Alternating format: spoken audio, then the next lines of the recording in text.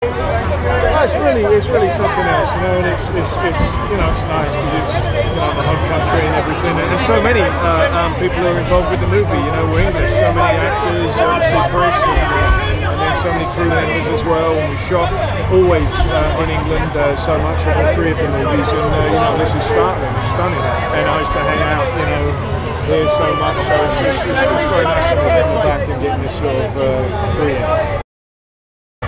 Yeah, it makes it bittersweet, but also, you know, we're very fortunate that we've got to make three. You know, we never, people were sort of sceptical about the first one that we were making, and you know, Chris always said to me, let's not expect to ever make more than one time, and we should make them independent. You know, and we've got to do two, and then wow, we've got to do three. So, you know, I'm really flattered that people have been interested enough in our incarnation of it, that they're excited still to see this. Of course, you know, you can't help that. You get moments like I remember we were on Wall Street and there was I think 1,000 or so extras waiting for me and Tom to arrive to start shooting. And you get used to being in the suit, and I just know it's just me, big old Pratt inside of the suit. But it symbolises something very different, and it was. It gave me goosebumps because I walked out and everyone just went silent, you know, because they're just looking at Batman. So it's been a real honour to play this role.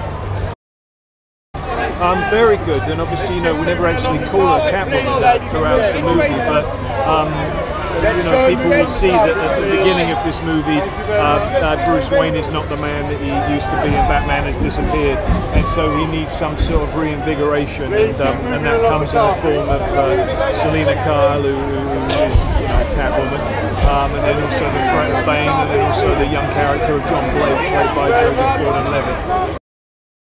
Yeah, no, he's certainly the most physically capable adversary, because previously, whilst there's been you know, very devious characters, and you know, obviously Heath did that so well in the Joker, Bane is just pure physical dominance of Batman. Makes you realise that it's unlikely he's going to win it. We've not seen that before.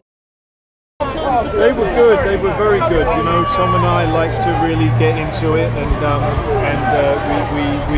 believe every single actor did all of their own fight stunts. You know, not the wire work, not jumping off of buildings and everything. I don't want to take away credit from the fantastic stunt guys, but with the fighting, you know, you've got to really tell a story with those fights, and they were real throw-down, brutal fights, and I think they look wonderful. I think they look better than any of the fights in the previous movies.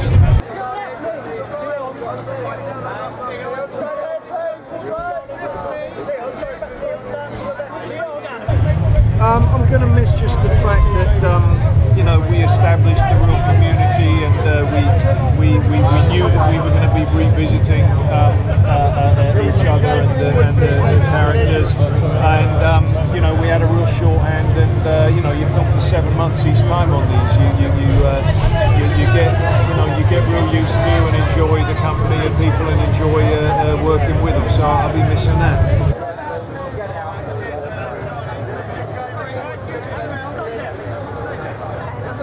Well, there's a number of gadgets which are very remarkable. You know, Chris Corbold should be so proud of himself for what he managed to achieve. The Tumbler, you know, it is an amazing vehicle.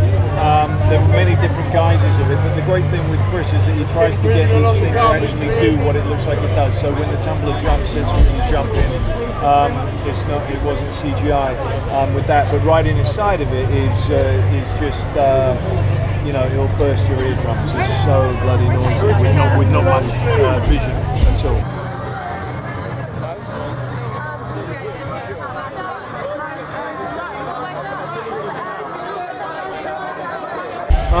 Well, I think, you know, the safe things to say are that Chris wouldn't have considered making another movie had he not believed that he could do something that was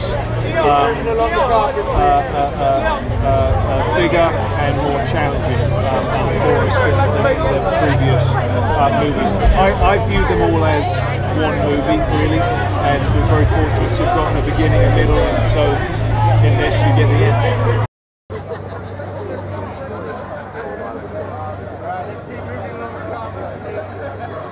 there were multiple because we had so many scenes that we shot.